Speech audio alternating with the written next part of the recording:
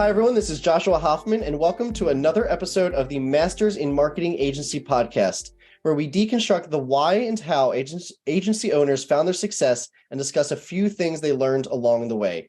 Today, I have Stacy Cretu, the founder, CEO, and CMO of Uncommon Marketing Works, a digital-first marketing operations firm responsible for helping B2B clients navigate the world of marketing, providing strategic direction and oversight of their marketing programs that drive growth opportunities. Welcome, Stacy.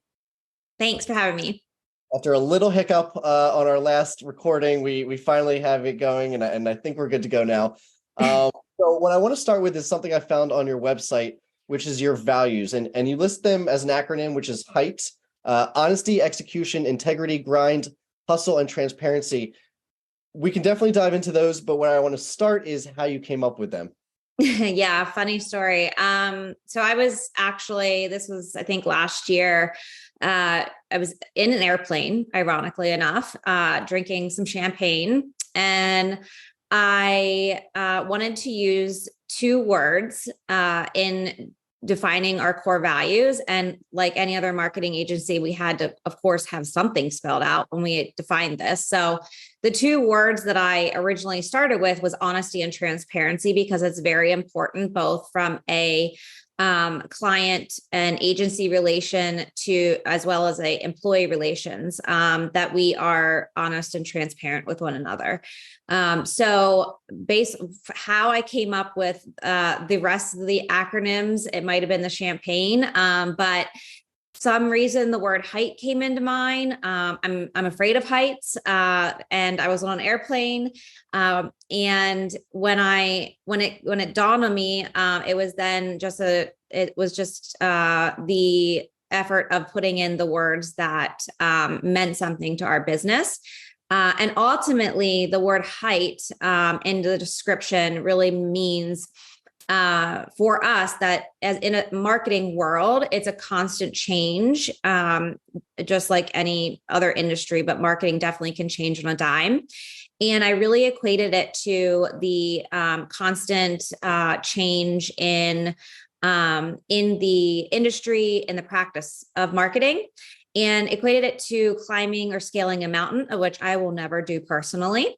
But it's the idea and the premise that scaling a mountain, if you're a hiker or what have you, you are constantly battling different terrain, different climates, and different challenges along the way. And it's how you overcome those challenges in the end. And so that's really what we focus on at Uncommon, is that we are able to overcome challenges that we're presented with from a client's growth needs perspective, and offer different opportunities for them to succeed in their marketing efforts. Love it. What about honesty and transparency specifically, matters, for lack of better word? Yeah. So I worked many years internally for organizations and worked with a lot of agencies. And when I decided to go out on my own, first of all, I'm probably overly honest and transparent to a fault, me from a personal perspective. So it really, goes back to what I believe in as far as my own personal values. And so translating that into an agency perspective, I shouldn't say always, but I had some issues with working with agencies where it wasn't always clear what they were doing. It wasn't always clear why, how they were billing us, and even working with, other agencies now, because we do partner with some, that is still sometimes an issue. So I make it very clear to my clients that we will be 100% honest and transparent about everything that we do, even if it does unfortunately affect our business, like Uncommon from a revenue perspective. We will tell a client that we can't help them if we can't help them. And then it translates into our own internal org, that we are a small company. So the more open and honest we can be with one another, if somebody's having, needs help, or if somebody's having an issue, everybody jumps in and helps. And we are able to be, a good team that operates well together because of that. I hear you on the too honest front. My mom literally told me the other day that she thinks I'm oftentimes too honest in situations. So, Yeah. you mentioned, marketing changing on a dime, and I guess I just wanted to throw a quick question in there relating to that. What have you seen change, whether it's the past 5 years, 1 year since COVID? What has been like the biggest changes that you've seen? Yeah. So, I mean, it depends on the industry for sure. But from a holistic perspective, just since COVID, I mean, my business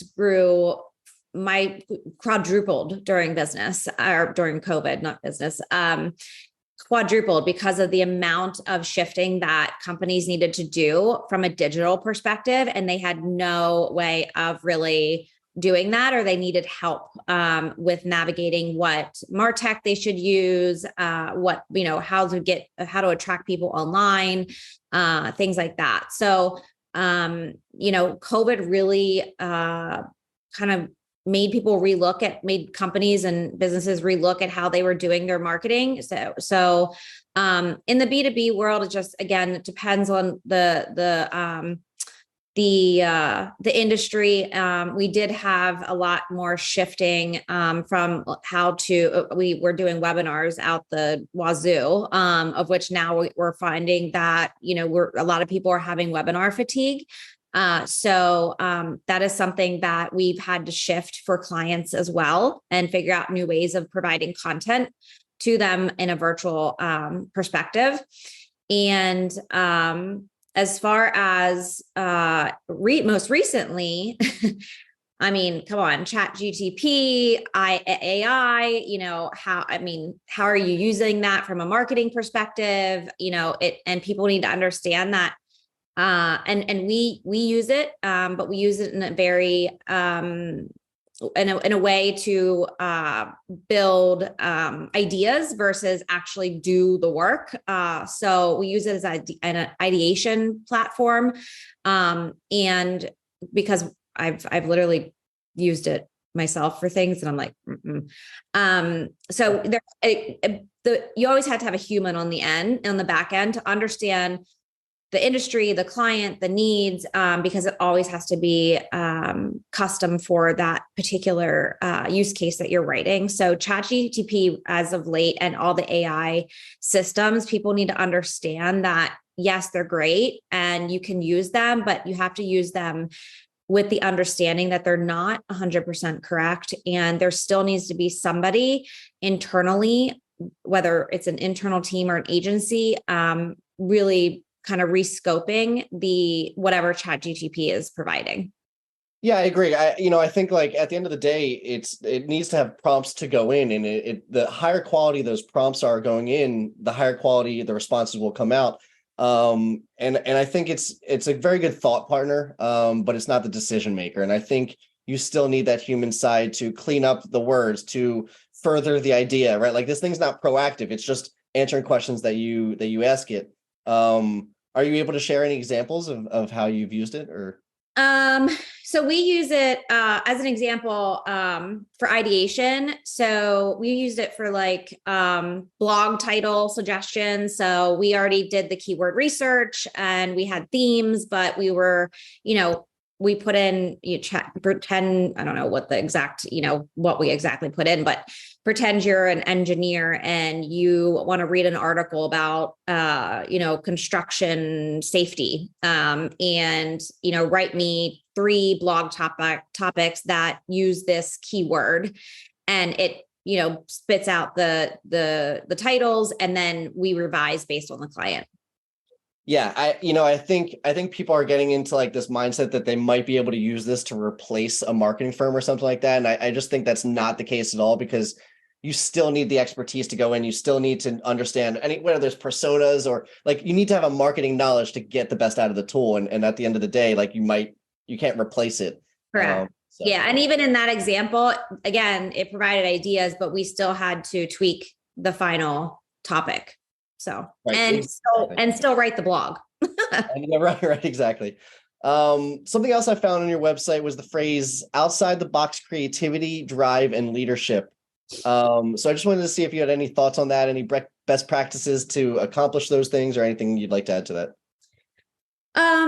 Yeah. So I think, outside the box creativity is really finding, we work with startups and small businesses, small to medium sized businesses. And, a lot of times we come into, and work with clients that have limited budget. And so we have to be able to figure out how to maximize that budget, both from what we're providing as well as like media spends, et cetera, and really educate the client on the fact that you don't have to do everything, pick something, be good at it, do that, and then, hopefully generate the KPIs that you need, and then move on and add things to it. So it's really, from as far as like out of the box creativity, it's coming up with ideas that you're able to execute on within like very, very firm constraints. So that's really what we try to do. And something that I think some people just get caught up on is that, again, you have to be everything. You have to do everything. You have to be on all social platforms. You have to be on Google. You have to do LinkedIn, everything like that. And it's really not the case. And so it's really trying to find that the creative approach to be able to build growth strategies for clients that are within a limited budget. So specific example, and then also from a creative approach, like using ChatGPT and creative ways to be able to build out topics where it might save. So if we have, 2 hours as an example for content ideation for a client, well, now we're efficiently coming up with topics that might reduce that. And then we can take that budget, maybe, an extra half an hour, and put it somewhere else for a client. So, using our time wisely as well, from a creative approach to helping our clients. And then as far as leadership is concerned, so we, regardless of what we do from a offering perspectives, we might just do PPC, we might just do a website. We are always providing expert advice on other areas of the client's marketing program that they might not generally see or understand, to be able to help them grow, even if we're not executing on it. So we're providing that leadership, that thought leadership, and that strategic leadership to our clients, regardless of how they or what they're paying us for, basically.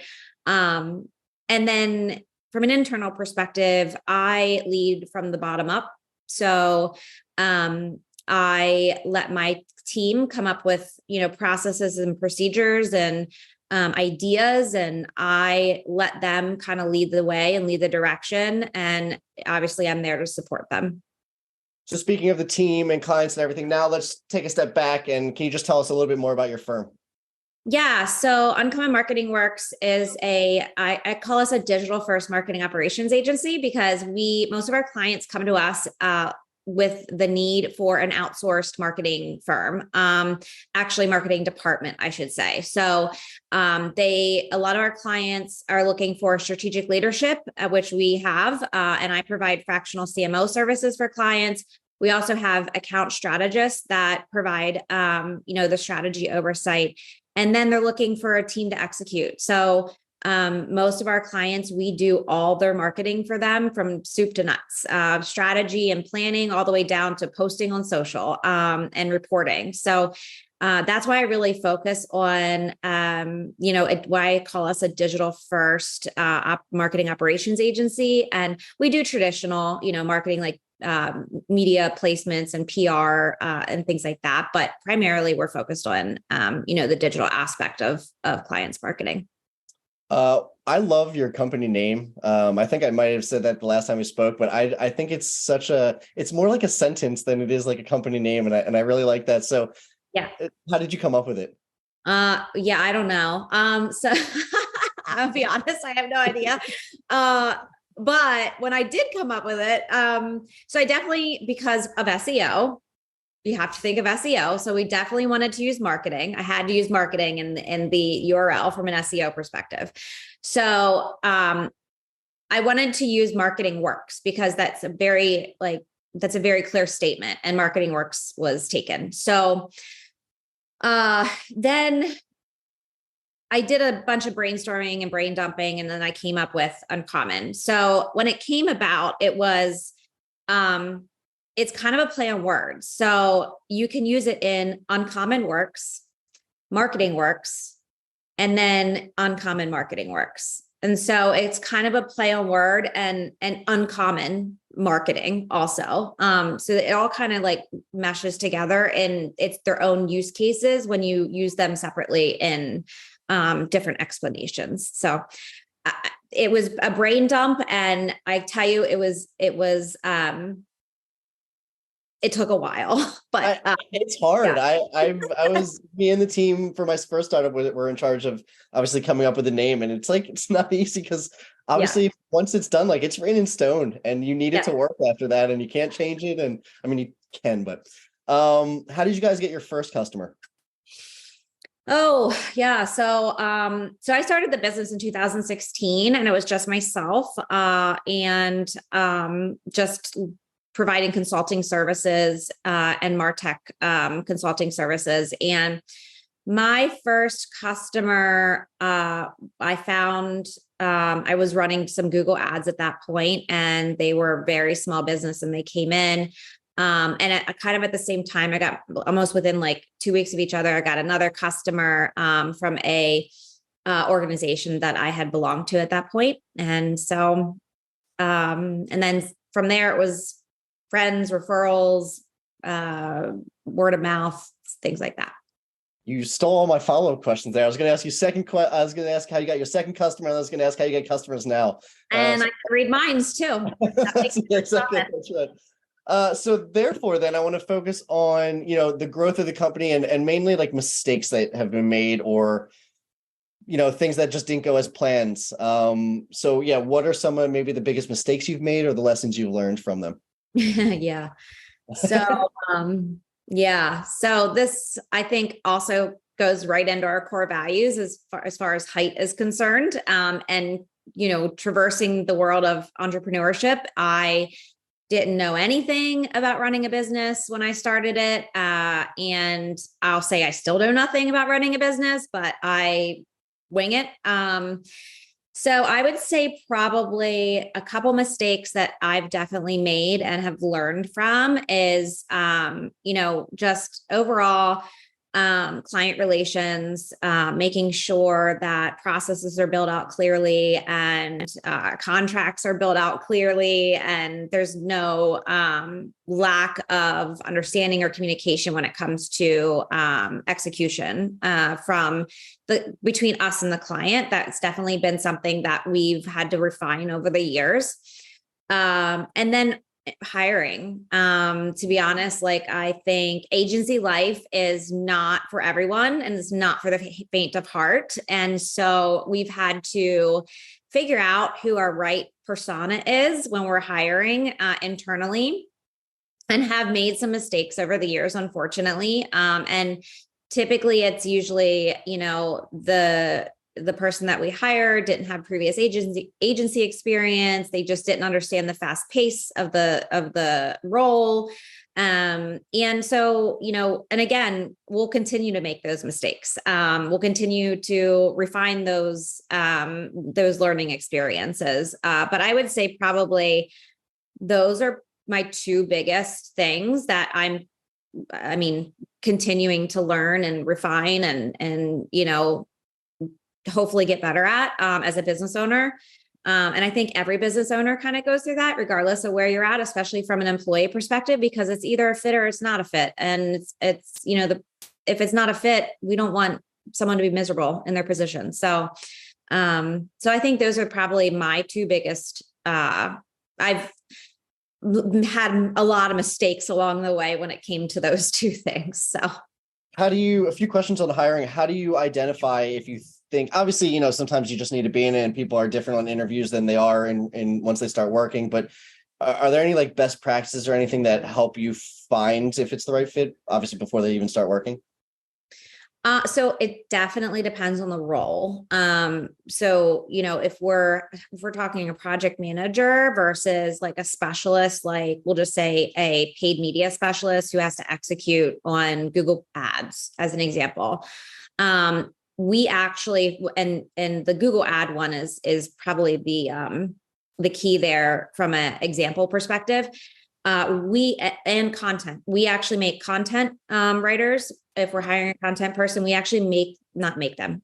I shouldn't say that. We ask them to write an example blog, and we pay them for an existing client, so we can understand. And we give them a creative brief, so we can understand how they translate what we give them from a creative brief into the blog, and then if they do their research on that client, to develop a piece of content that we would obviously use for that client. So that's an example of what we do. And again, we pay anytime we ask a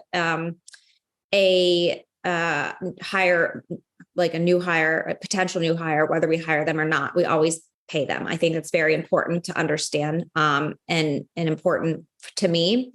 Because we do use their content potentially.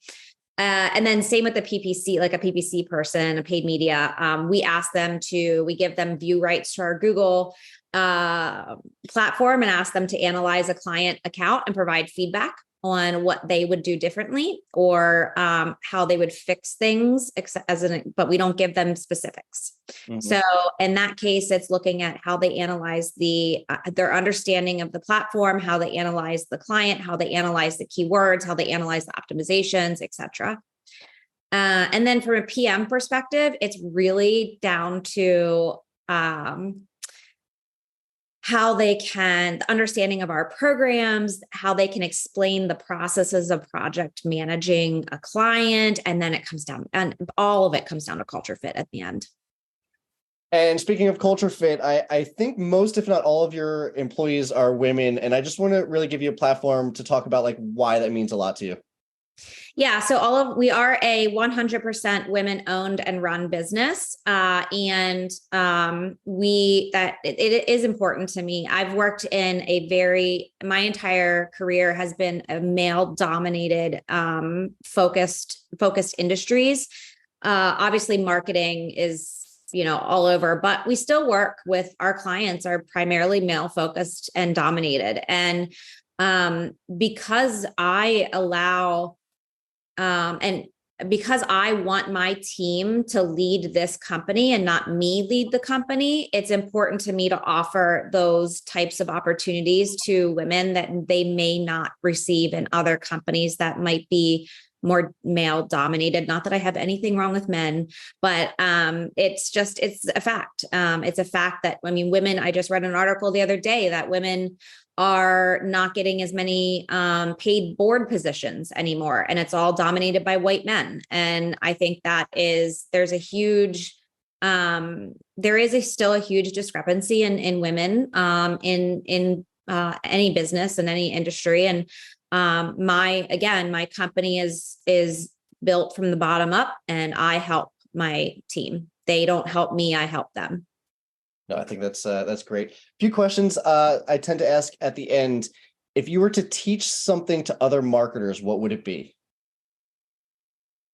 You're going to fail, and you're going to fail hard. And it's about how you pick yourself up and how you figure things out and how you reconstruct and learn from those failures, and understand failure is always something that's going to happen. And again, it's the learning process of where you're at. And if you're not willing to fail, you're not willing to succeed. Yeah, I have this. Let me think if I can remember it. This is like a line I would always say it to myself. I'm going to butcher it.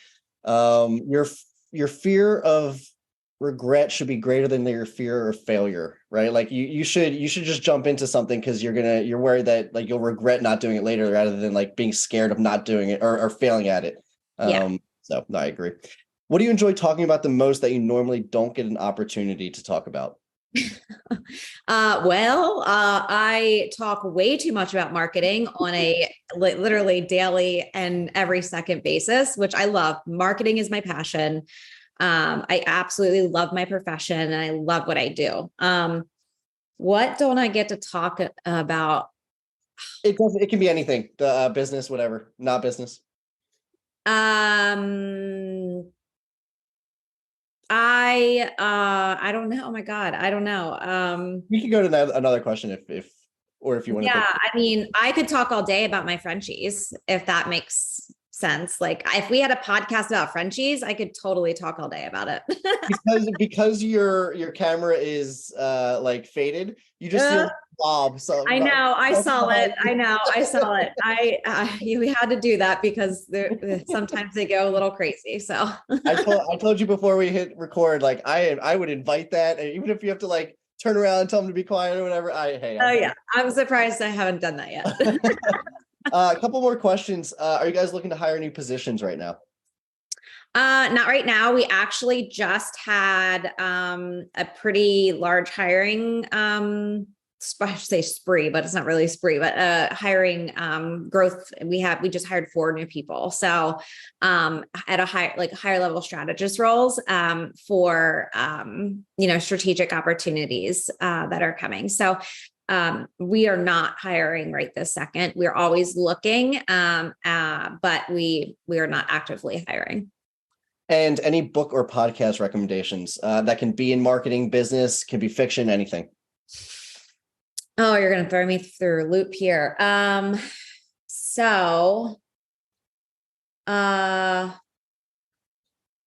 I would say I'm reading. So right now I'm reading because I do offer fractional CMO services. I don't know if you've heard of Cognism, but their CMO just put out a small self-written book, The Diary of a First-Time CMO. And I think it's pretty interesting, from a perspective of working in a large company and being, a first-time CMO. I actually don't listen to a ton of podcasts. I'm horrible at that. I literally lose my thought process if I'm listening versus reading. I read a lot of articles versus like listening. So like, Neil Patel for sure is like my top go-to from an article perspective. And then any, related marketing websites as well that I can find information on. So I actually appreciate that because I literally just added newsletters to my like template that so now I will say I read newsletters too. So I have like a very short attention span. So if I have to read like quick blurbs, and really be, I'm even watching, like, I'm doing a ton of different trainings right now. I'm very, I believe in professional development all like over and over and over again, even with my team. And so I've actually, and now I realize I've signed up myself for way too many trainings right now. And so I missed one the other day and I'm now having to go back and listen to the video. And I'm like, oh, it's okay when it's live, but when I have to go back and listen to something, I'm like, okay, attention span is like this much. Real quick on the podcast thing. And my mom, I'm trying to convince her to get into podcasts also. It's not about like putting it into your schedule. It's about finding that like 30-minute gap that already exists, whether it's like a commute or gardening or something that like you already were doing it. And now I can just add a track record, to that and listen in. Yeah. Well, my commute is literally like around the off the bed. Like, exactly. My commute would not be that long. So walking the dogs, yes, that is true. That is true. I usually forget my AirPods when that happens though. Exactly. You can just talk to yourself or something. Yeah. As we come up to the end of the episode, I just want to give you an opportunity to mention how people can find you and anything else you'd like to end with. Yeah, no, Josh, has been a great opportunity. I enjoy our banter. It's my personality. So I love to, banter with people and have fun. I say one big thing that I'm going to end on is in any position you're in, whether it's marketing or sales or what have you, is just make sure you're having fun. And if you're not having fun, you can't successfully do your job. So that is kind of what I'm going to end on, as far as like, I like to have fun and I love to joke around. I do it with my clients all day long. And that's what makes our relationships with our clients successful, is that relationship building. And as far as finding us, our website is uncommonmarketingworks.com. We're also on LinkedIn and Instagram and Facebook. I'm being forced to do videos because my creative director is making me, including, me working out. Like, great. So again, having fun in your marketing efforts. So yeah, that's how you can find us. And we're here to help. Well, we give you some like shorts, YouTube shorts after this. So it'll be more video that you get to use for that. But Stacy, thank you so much for coming on the show. And for those of you who learned something new from this episode, please consider giving us a like or a follow so we can continue getting great guests. And as always, thank you for listening. Stacy, love this time. Thank you so much. Thank you. Thanks for listening to the Masters in Marketing Agency podcast. I hope you got a ton of value out of this episode. And before we go, I just want to thank our sponsors, DevNoodle. DevNoodle provides marketing agencies with the ability to offer their clients unlimited website design, build, and management services with fixed monthly plans. If website design, development, and maintenance is holding your agency back from growing, please reach out to us at devnoodle.com, where we make websites easy for you and easy for your clients. devnoodle.com.